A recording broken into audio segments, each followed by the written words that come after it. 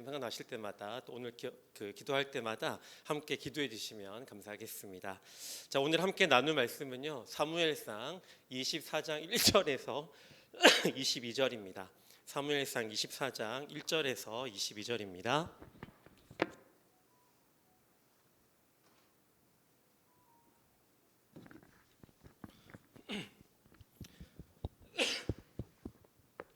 네, 사무엘상 24장 1절에서 22절까지 조금 길지만 어려운 내용이 아닙니다. 우리 한번 교독해서 읽도록 하겠습니다.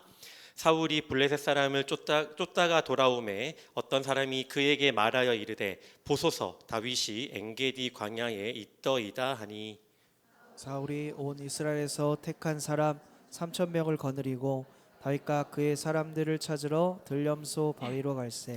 길가 양의 우리에 이른즉 굴이 있는지라 사울이 뒤를 보러 들어가니라. 다윗과 그의 사람들이 그 굴 깊은 곳에 있더니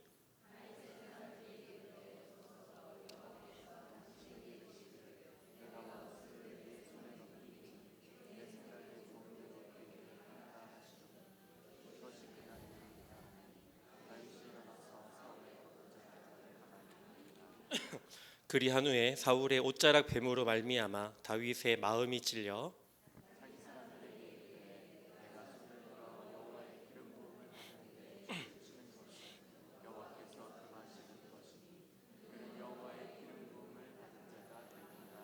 다윗이 이 말로 자기 사람들을 금하여 사울을 해하지 못하게 하니라. 사울이 일어나 굴에서 나가 자기 길을 가니라.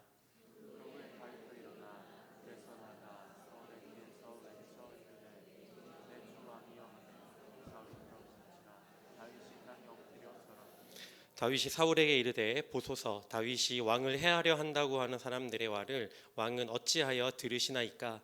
오늘 여호와께서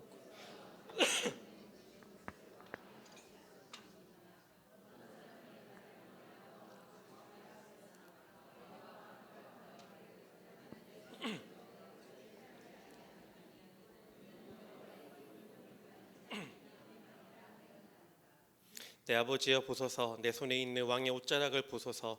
내가 왕을 죽이지 아니하고 겉옷자락만 베었은지 내 손에 악이나 죄가가 없는 줄을 오늘 아실지니이다. 왕은 내 생명을 찾아 해하려 하시나 나는 왕에게 범죄한 일이 없나이다. 여호와께서는 나와 왕 사이를 판단하사 여호와께서 나를 위하여 왕에게 보복하시려니와 내 손으로는 왕을 해하지 않겠나이다. 예, 속담에 말하기를 악은 악인에게서 난다 하였으니 내 손이 왕을 해하지 아니하리이다. 이스라엘 왕이 누구를 따라 나왔으며 누구의 뒤를 쫓나이까. 죽은 개나 그런즉 여호와께서 재판장이 되어 나와 왕 사이에 심판하사 나의 사정을 살펴 억울함을 풀어주시고 나를 왕의 손에서 건지시기를 원하나이다 하니라.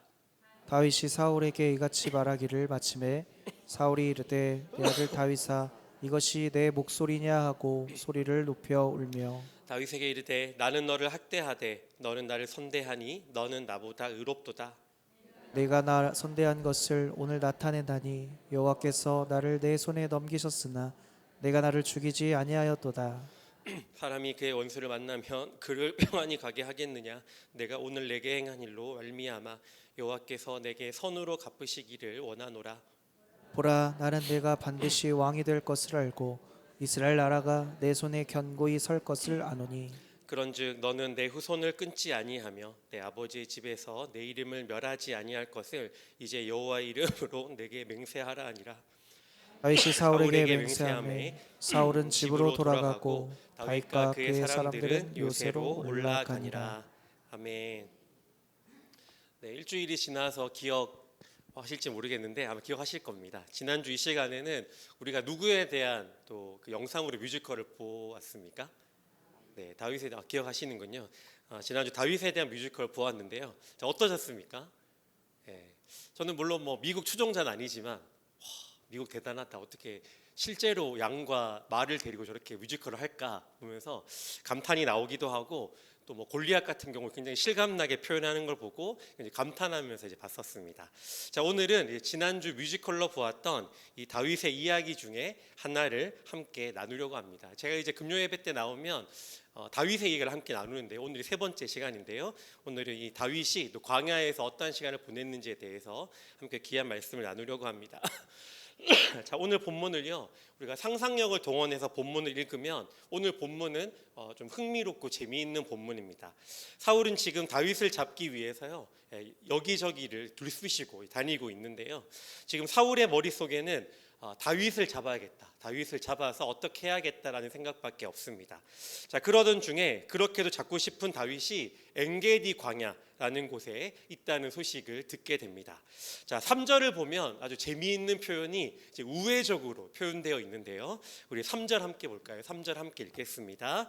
길가 양의 우리에 이른즉 굴이 있는지라 사울이 뒤를 보러 들어가니라 다윗과 그의 사람들이 그 굴 깊은 곳에 있더니. 자, 사울이 뒤를 보러 들어갔다라는 말, 자, 무슨 말일까요? 무슨 말이겠습니까? 사울이 뭐 쓸데없이 왜 뒤를 볼까? 그만큼 유연한가? 이런 생각 저는 처음에 읽을 때 했었는데요. 자, 무슨 말이겠습니까? 사울은 이 다윗을 쫓다가 갑자기 어디가 아팠을까요? 배가 아팠습니다. 배가 너무나 아프고 아마 되게 이제 신경쇠약에 걸려가지고 음식도 제대로 못 먹고 다윗 이놈 잡아야지라는 생각 때문에 마음이 급해서 음식을 막 급하게 먹었는지 모르겠습니다. 자, 그런데 문제는요, 광야에 뭐가 없었습니까? 화장실이 없었다는 겁니다. 자, 그래서 사울은 이 아픈 배를 움켜쥐고 이 눈에 보이는 동굴로 들어갑니다. 자, 왜 동굴일까요? 동굴에는 아무도 없고 또 자신의 부끄러운 큰 일을 이 신하들 몰래 처리할 수가 있었기 때문입니다. 자, 그런데 필연적인지 모르겠지만 하필이면 그 많은 동굴 중에 이 사울이 하필이면 볼일을 보러 들어간 동굴이 어떤 동굴이었습니까?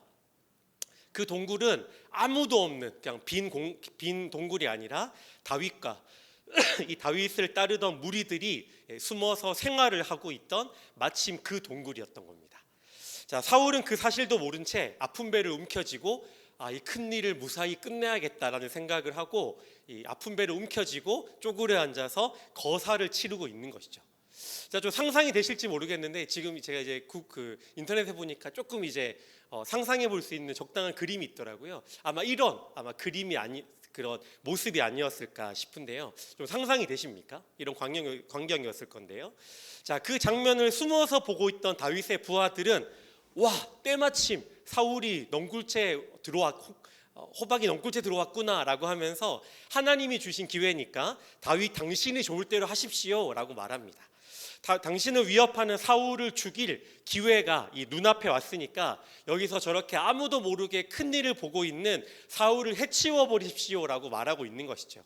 만약 사울이 큰 일을 보다가 뒤에서 칼을 맞아서 하고 죽으면 역사에 아주 이 창피한 한 페이지를 장식하게 될지도 모르는 일입니다.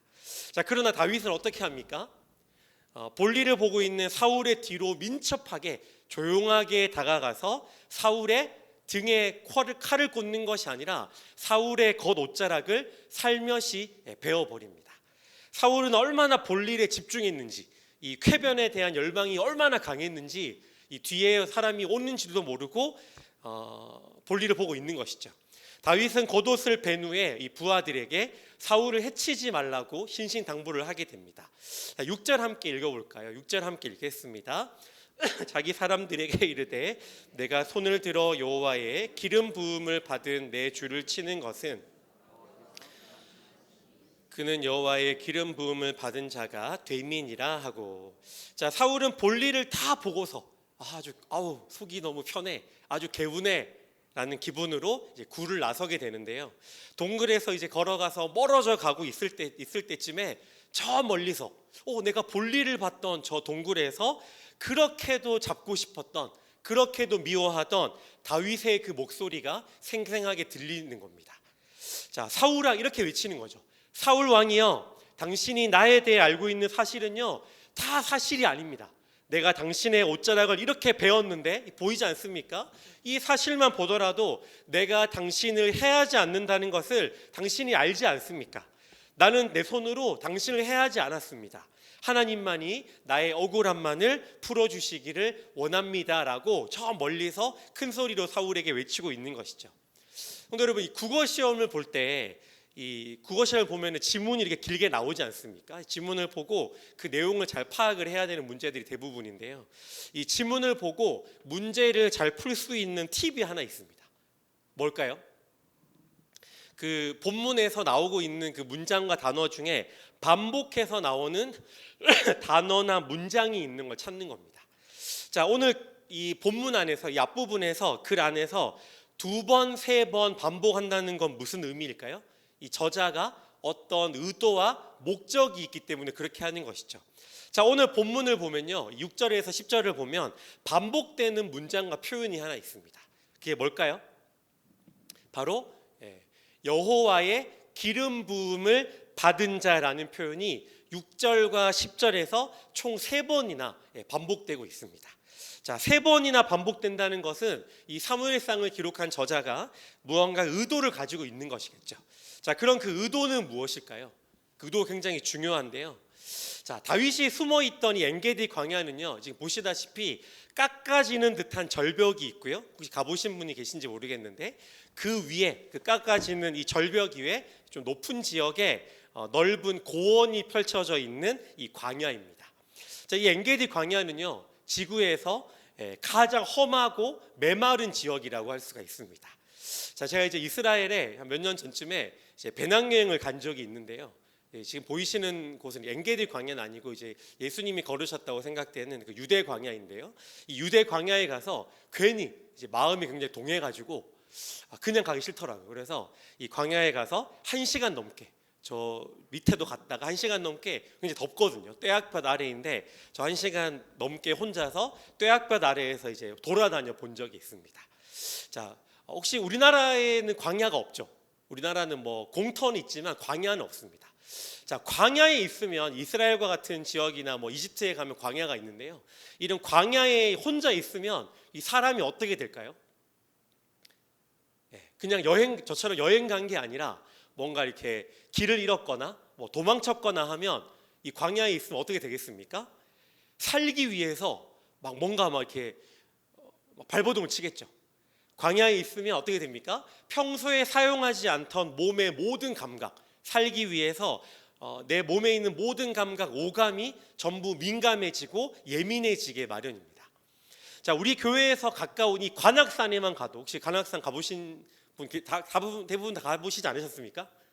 석수동에 사시면서 관악산 한번 안 가보시면 석수동 주민이라고 하기 좀 그렇긴 한데 아마 가보셨을 텐데요.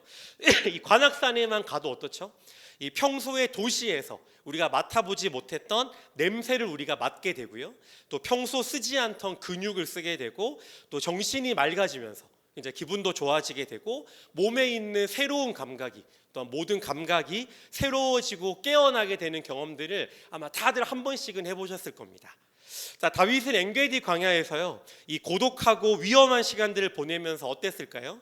자신의 모든 생각과 자신의 모든 감각이 하나님을 바라보는 모든 관점이 새로워지는 경험들을 이제 하고 있는 것이죠.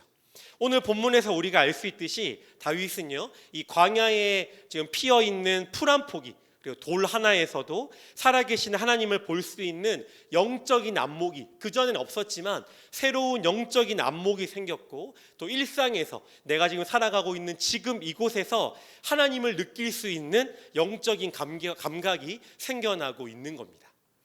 자, 그래서 어떻게 되었을까요? 예전 같으면 자신을 죽이러 온 사울이 이 볼일을 보고 있을 때 분노에 차서, 감히 나를 지금 죽이려고 해? 분노에 차서 내가 잘못한 것이 없는데 내가 살아야지 라고 하면서 망설임 없이 등에 칼을 꽂아서 사울을 죽였을 겁니다. 하지만 이 광야에서 하나님에 대한 영적인 감각들이 살아나고 있는 다윗은 아무리 자신을 죽이러 온 이 원수와 같은 사울이라고 하더라도 그에게 기름 부으신 이 하나님의 영광스러움을 볼 수 있는 영적인 눈이 다윗에게 생겨난 것이죠.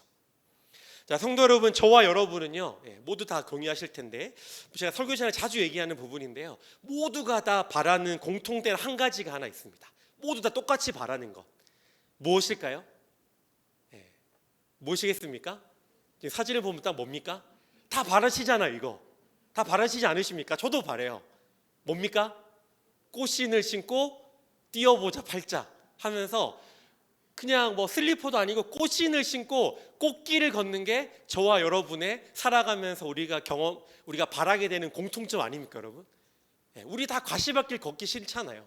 기왕이면 꽃신 신고 꽃길을 그냥 박수 받으면서 환호 받으면서 걷고 싶은 무난한 인생 잘 살고 싶지 않으십니까? 콧노래를 부르면서 기분 좋게 룰루랄라 별 문제 없이 광야 같은 거는 얼씬도 하지 않고 별 문제 없이 사는 걸 누구나 바라실 겁니다. 저도 마찬가지고요. 그런데 어디 인생이 제가 이제 우리 여기 계신 성도분들이 대부분 저보다 나이가 많으신데 제가 인생 얘기에 너무 죄송한데 그런데 어디 인생이 그렇습니까? 인생이 그렇지 않습니다.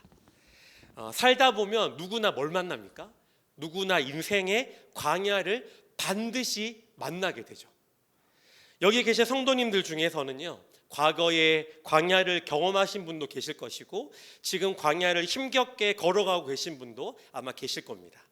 자, 그런데 분명한 건요 분명한 거 확실한 건 인생의 광야는 우리 중 이 땅에 태어났다라고 한다면 뭐 금수저든 흑수저는 상관없이 누구나 우리 중 단 한 명의 예외도 없이 누구나 인생의 광야의 시간을 경험하게 된다는 것이죠. 광야는 어떤 곳일까요? 광야는 어떤 곳입니까? 광야는요, 광야에 가면 누가 있죠? 광야에 가면 친구도 없고 이웃도 없고 가족도 없습니다. 광야에 가면 누가 있습니까?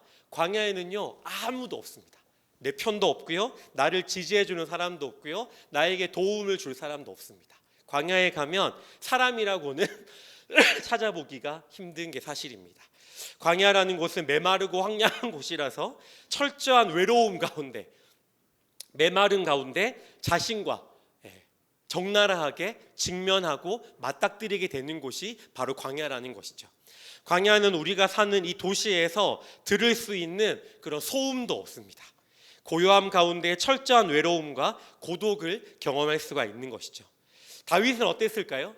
다윗은 이런 고독과 외로움의 시간 가운데 하나님에 대한 인식 그리고 하나님의 거룩함에 대한 감각이 생겨났던 겁니다. 자, 성도 여러분, 이 땅에 태어난 우리들은 살아가면서 누구나 경험하는 공통점이 하나 있습니다. 우리들 모두가 과거에 광야의 시간을 보낸 적이 있거나 지금 광야의 시간을 힘겹게 보내고 있거나 또 지금까지는 광야의 시간을 경험해 본 적이 없지만 꽃길만을 걸었지만 앞으로 광야의 시간을 분명히 만나고 보내게 된다라는 사실입니다. 성도 여러분, 이 세상에 태어난 모든 사람들은요, 그 시기가 달라서 그렇지 그리고 그 정도가 달라서 그렇지 누구나 광야와 같이 메마르고 힘든 시기를 보내게 마련입니다. 이 세상에 태어난다면 태어난 이상, 이 땅에 태어난 이상, 두 발을 딛고 살아가는 이상 그 누구도 광야의 시간을 만나지 않고는, 광야의 시간을 보내지 않고는 살아갈 수가 없는 것이죠. 자, 그런데 중요한 건 뭘까요? 내가 광야의 시간을 만났냐 피하느냐, 이건 중요한 게 아닙니다. 우리에게 중요한 게 뭘까요? 어차피 만나게 될 광야의 시간 앞에서 우리에게 중요한 건 무엇이겠습니까? 이 광야의 시간을 하나님 앞에서 이 광야의 시간을 어떻게 보내느냐 하는 것이죠. 자, 성경을 보면 알 수 있지만 다윗은 자신이 바래서 광야가 좋아서 간 것이 절대 아닙니다. 사울에게 쫓겨서 목숨을 부지하기 위해서 사울을 피해서 어쩔 수 없이 광야로 들어간 것이죠. 다윗은 목숨을 부지하기 위해서 도망치는 이 도망자 신세였습니다. 우리는요, 이 이야기를 너무나 잘 알고 있기 때문에 이 이야기의 과정, 시작과 과정과 결말을 전부 다 잘 알고 있기 때문에 이 이야기를 읽어도 별 감흥이 없을지는 모르지만 다윗은요, 이 주인공인 다윗은, 이 광야의 시간을 보내고 있는 다윗은 어땠을까요? 자신의 인생이 앞으로 어떻게 될지, 내일 당장 내가 어떻게 될지, 죽을지 살지, 사울에게 잡혀서 목이 댕강 잘릴지, 이 메마른 광야에서 당장 죽을지도 모른다라고 하루하루 두려워하며 막막해하며 그렇게 지내왔을 겁니다. 자, 그런데 성도 여러분, 참 아이러니한 사실이 있습니다. 이 아이러니한 사실이 무엇일까요? 다윗은 나중에 뭐가 되죠? 이 광야의 시간을 끝내고 뭐가 됩니까? 나중에 왕이 됩니다. 꽃길 걷는 것 같죠. 이제 다윗의 인생은 꽃길로 이제 칠해져 있는 것만 같습니다. 자, 그러나 정말 아이러니한 사실이 뭐냐면요, 이 다윗이 하나님과의 관계가 가장 좋았던 시기는 언제였을까요?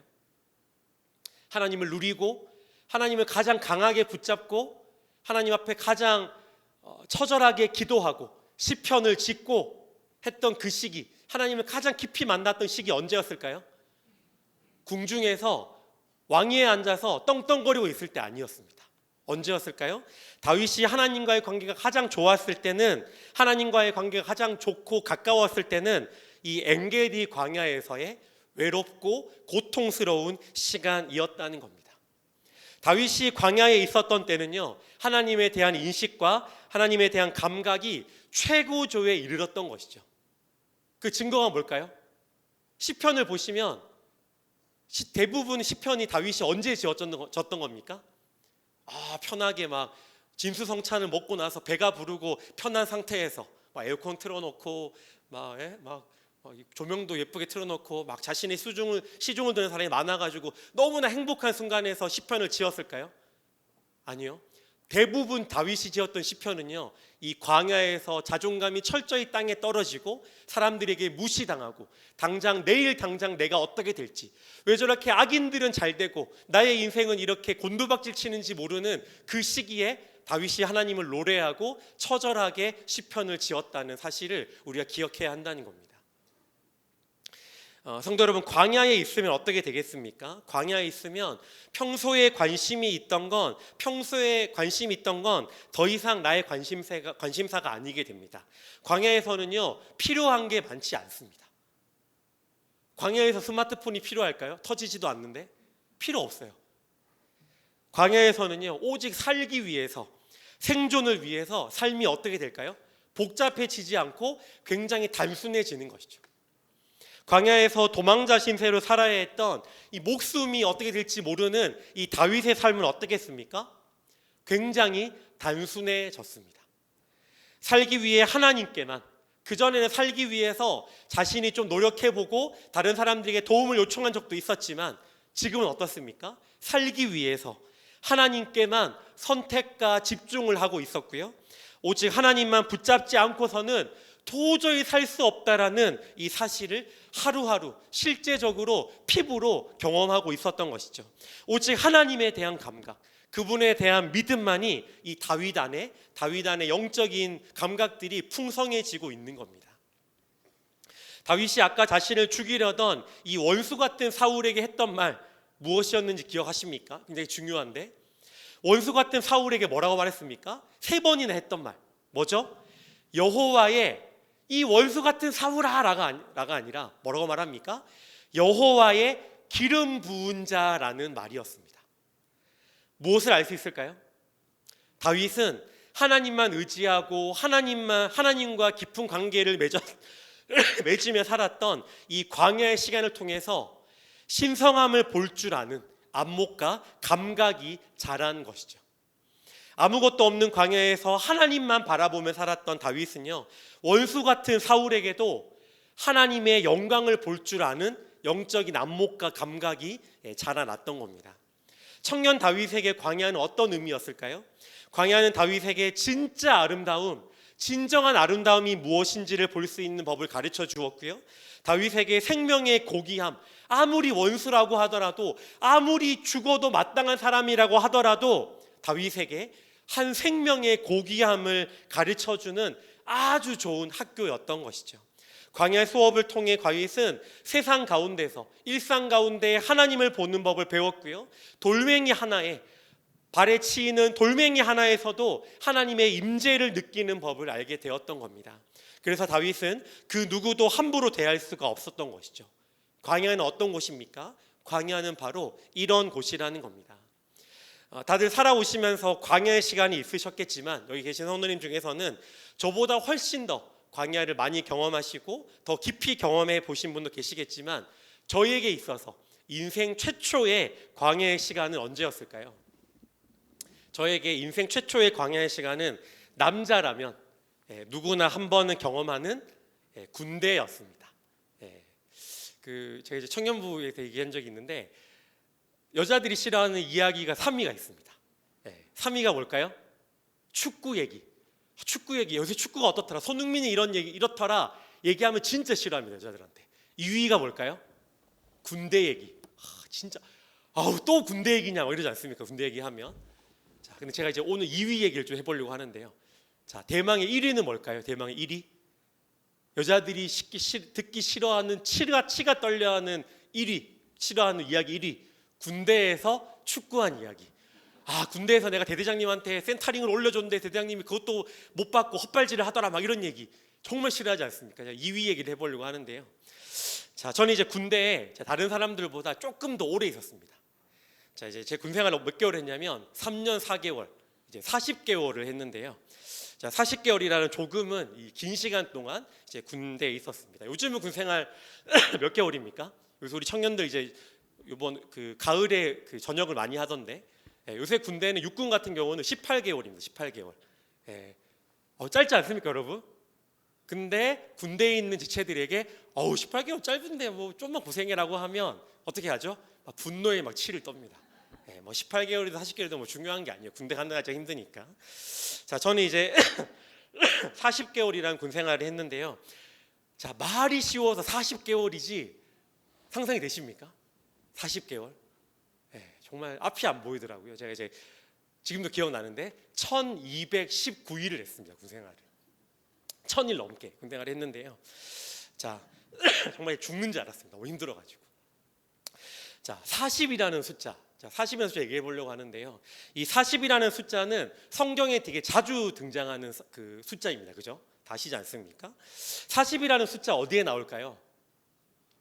구약에서 이 출애굽 이후에 가나안 땅으로 가던 이스라엘 백성들이 광야에서 몇 년을 있었습니까?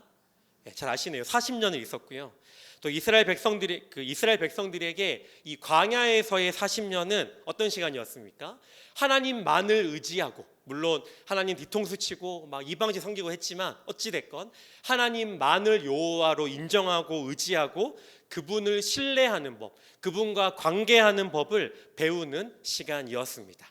신약 성경에서는 어디 나옵니까? 예수님이 시험을 당하실 때 40일 동안 시험을 당하셨고요. 그 시간은 이 예수님이 하나님의 아들이고 또 하나님만을 예수께서 신뢰하고 있음을 확인하는 시간이었습니다.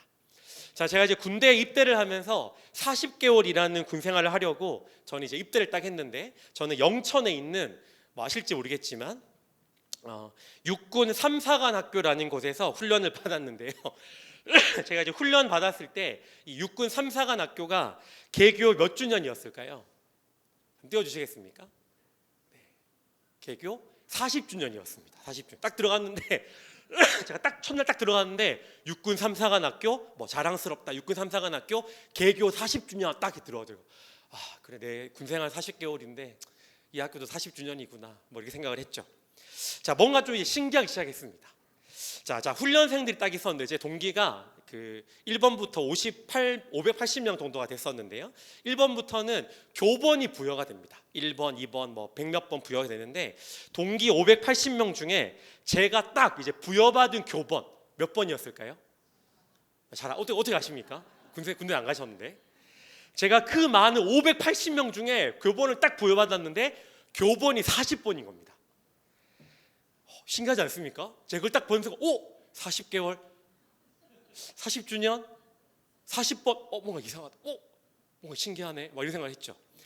자, 제가 중대에 딱 그 중대가 몇 개가 있었는데 중대에 딱 배치를 받았습니다. 훈련 중대에. 제가 몇 중대였을까요? 어떻게 아십니까? 제가 40중대는 아니고요. 4중대였습니다. 나 죽을 사 안 믿는데. 그래서 이거 되게 신기하지 이런 생각을 했었죠. 자, 제가 이제 군대 가기 전에 주변 사람들에게 기도 편지를 막 보냈습니다. 이렇게 해가지고 뭐 주소 알아내가지고, 이제 요새는 카톡 이런 게 있지만 그냥 카톡이 없었기 때문에 진짜 이 편지를 써가지고 풀로 붙여가지고 막 보냈어요. 기도해달라고. 제 군대가 40개월입니다. 너무 막막하고 힘듭니다. 어떻게 될지 모릅니다. 기도해 주세요. 막 보냈죠. 제가 군대에 이제 학사장교로 가게 되는데, 제가 군대에 선교사의 마음을 가지고 군대가 선교지라고 믿고 가려고 합니다.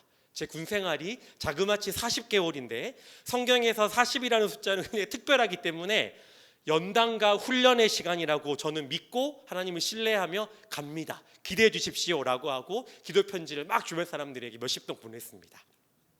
자, 그리고 저는 이제 4개월의 여기도 사네요. 자, 4개월의 훈련소 생활을 훈련 딱 받고 자대로 배치를 딱 받았는데 저는 강원도 양구에 있는 833 포병 대포를 쏘는 833 포병대대로 배치를 받게 되는데요. 이것도 소름입니다. 왜 그럴까요? 제 생일이 언제인지 아십니까? 제 생일이 83년 3월이거든요. 너무 막 신기하지 않습니까? 83년 3월생인데 833 포병대대, 그 많은 부대 중에 833 포병대대인 겁니다. 신기하지 않습니까? 자, 성도 여러분, 이단이요 특별하고 이상한 사람이 이단되는 게 아닙니다. 자, 이렇게 끼워 맞추다 보면 이단이 되는 거예요. 자, 교회를 오려고 시계를 보니까 7시 40분인데 40분 버스를 타고 왔는데 교회에 마침 40명이 앉아있다. 오! 40! 하나님 나에게 메시지를 뭐 주려고 하는구나. 40교? 40교를 만들어야 되나? 이렇게 하다 보면 이단이 되는 거죠. 자, 제가 이제 군생활이 우스갯소리고요. 제 군생활이 정말 쉽지 않았습니다. 물론 다 마찬가지겠지만 제가 이제 포병이었기 때문에 몸은 몸대로 힘들었고요. 또 관리해야 할 병사들과 야근도 굉장히 많았고 업무가 너무 많았습니다.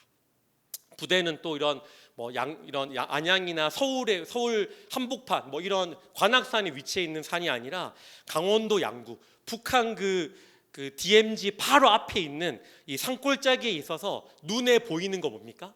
눈에 보이는 건 다 산뿐이에요. 눈 딱 돌리면 산밖에 안 보입니다. 산과 군인들과 총 이런 것밖에 안 보여요. 자, 마치 이제 힘들어가지고 앞을 딱 눈을 조금만 멀리 쳐다보면 그 산들을 바라보면서 마치 내 막막한 내 인생과 내 군생활과 같구나라고 생각했던 적이 여러 번 있습니다. 또 간부 사이에 제가 장교로 갔지만 간부 사이에 부조리도 있어서 참 고달팠습니다.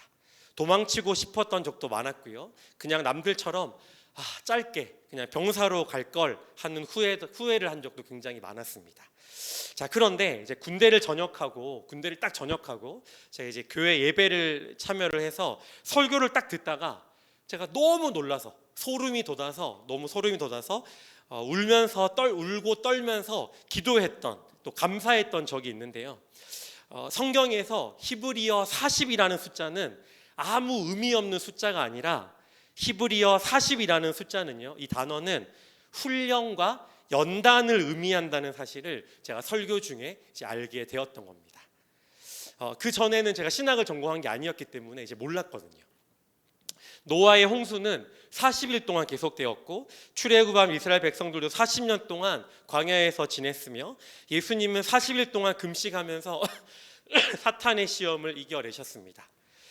저는 개인적으로 40개월이라는 이 어떻게 보면 길다고 할 수 있는 군생활을 통해서 그전에는 교회만 있었다면 교회가 아닌 교회 밖의 세상에서 그리고 메마른 강원도 산골의 이 광야에서 하나님을 경험하고 책에 갇혀있는 하나님이 아닌 현실에서 살아있는 하나님을 의지하고 붙잡는 법을 제가 군대의 삶을 통해서 그 광야 시간을 통해서 조금씩 배워갔던 것이죠. 제가 군대에서 힘들 때, 외로울 때, 억울할 때, 힘들면 부대에 있는 교회에 가서 제가 불을 켜고 얼마나 많이 또 자주 울었는지 모릅니다. 너무나 또 힘들고 막막하고 앞으로 어떻게 해야 될까, 또 이 많은 업무들과 이 많은 부담감들을 어떻게 해야 될까, 많은 어려움 가운데 얼마나 그때 하나님을 많이 붙잡았는지 모릅니다. 어떻게 보면 지금보다도 그때 더 메말랐기 때문에, 그때가 광야라고 어떻게 해야 될지 몰랐기 때문에 하나님을 더 강하게 붙잡았는지도 모릅니다. 물론 지금도 굉장히 부족한 점도 많이 있고요, 굉장히 앞으로 더 많이 다듬어져야 하지만 그때의 광야와 같은, 저의 20대 후반에 그 광야와 같은 시간이 없었다면 하나님을 의지하는 게 뭔지, 하루하루 은혜로 산다는 게 뭔지, 하나님만 바라보며 그분만 붙잡으며 사는 게 뭔지 책으로만 아는, 책으로만 읽는 생명력 없는 그저 그런 그리스도인으로 살았을지도 모를 일입니다. 물론 저녁 이후에도요, 더 고통스럽고 힘든 광야의 시간이 2번 정도 더 있었습니다. 하지만 저같이 부족하고 모난 사람에게 그런 광야의 시간이 없었다면, 그런 광야의 시간을 하나님이 허락해 주시지 않으셨다면 그렇게 살아본 적도 없으면서 힘들어 본 적도 없고 실패한 적도 없고 자존감이 땅에 떨어져 본 적도 없으면서 마치 본인은 그렇게 살아본 것처럼, 하나님의 은혜를 많이 만끽해 본 것처럼, 나는 잘 살고 있는 것처럼 허세 가득한 말만 잘하는 사역자가 되었을지도 모를 일입니다. 성도 여러분, 여러분에게도 혹시 광야의 시간이 있지 않으셨습니까? 그 광야의 시간을 어떻게 보내셨나요? 분명한 건 고난은요, 다 싫지만, 저도 싫지만 우리 다 비껴나가기를 원하지만, 분명한 건 이 고난이라는 건 우리를 성숙하게 만들고 광야의 시간을 잘 보낸 사람은, 광야의 학교를 잘 통과해서 하나님께서 입학시키신 광야의 학교를 잘 졸업한 사람은 이전과는 비교할 수 없는 성장과 발전을 이루어 낸다라는 사실입니다. 저도 고난이 너무 싫고요. 저도 고난 받아야 됩니다. 성도 여러분, 고난이 우리를 성장하게 합니다라고 말하지만 저도 고난 너무 싫습니다. 저도 고난 싫고요. 제 앞에 그냥 꽃길만 가득했으면 좋겠습니다. 꽃신 신고. 하지만 오늘 본문에서 살펴보았듯이 광야의 시간을 잘 보낸 사람은, 이 광야의 학교를 잘 통과한 사람은, 광야의 학교의 교육과정을 잘 이수한 사람은 어떻게 됩니까?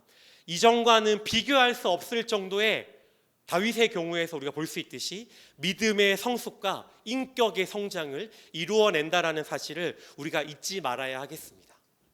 하나님께 더 가까이 갈수록, 하나님에 대한 감각이 더 민감해질수록 광야의 시간은 우리 성도들에게 더 필수적인 것이죠. 지금 혹시 성도 여러분, 말할 수 없는 아픔과 고민으로 힘겨워하는 성도분들이 혹시 계십니까? 그렇다면 너무 좌절하지 마십시오. 이 시기가 고통스럽고 힘들겠지만, 우리가 쉽지 않지만, 어렵겠지만, 아프겠지만, 힘들겠지만 하나님께서 입학시켜 주신 이 광야의 학교를, 하나님께서 우리에게 주신 이 광야의 시간을 우리가 믿음으로 인내하며 하루하루 성숙하게 잘 보낸다면 우리의 믿음과 우리의 인격과 우리의 성품은 잘 다듬어져서 하나님을 더 잘 보고 그분의 목소리를 더 잘 듣고 그분을 더 깊이 붙잡고 그분을 더 깊이 느낄 수 있게 될 것이라는 사실을 우리가 잊지 말아야 하겠습니다. 세상에서 믿음으로 또 그리스도인으로 산다는 건 쉬운 일이 아닙니다. 무엇을 해야 할지, 어떻게 살아야 할지, 얼마나 더 잘해야 할지도 모르고 막막한 게 사실입니다. 하지만 이 땅에 태어났다면 누구나 만나게 되는 이 광야의 시간이, 이 광야의 학교가, 이 광야의 장소가 하나님을 더 깊이 알고 그분을 더 깊이 만날 수 있는 절호의 찬스라는 사실을 기억하시면서 쉽지 않지만 한 걸음 한 걸음 하나님을 바라보며 묵묵하게 걸어가신다면 하나님에 대한 믿음은 더 강해지고 그분에 대한 감각은 더 깊어지고 확실해질 것이다 라고 저는 분명하게 확신합니다. 우리 석수교회 모든 성도님들이 인생에서 언젠가는 만나게 될 이 광야를 통해 하나님을 더 깊이 알고 더 많이 알고 하나님을 더 신뢰하는 법을 배워가시기를 주님의 이름으로 축복합니다. 우리 함께 이 시간 또 함께 하나님 앞에 찬양하며 결단하며 기도하며 나아가기를 원합니다.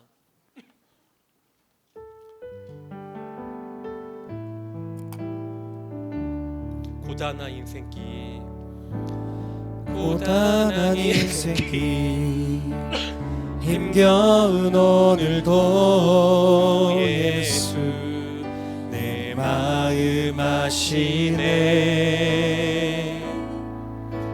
지나간 아픔도 마주할 세상도 예수 내 마음 아시네. 하루를 살아도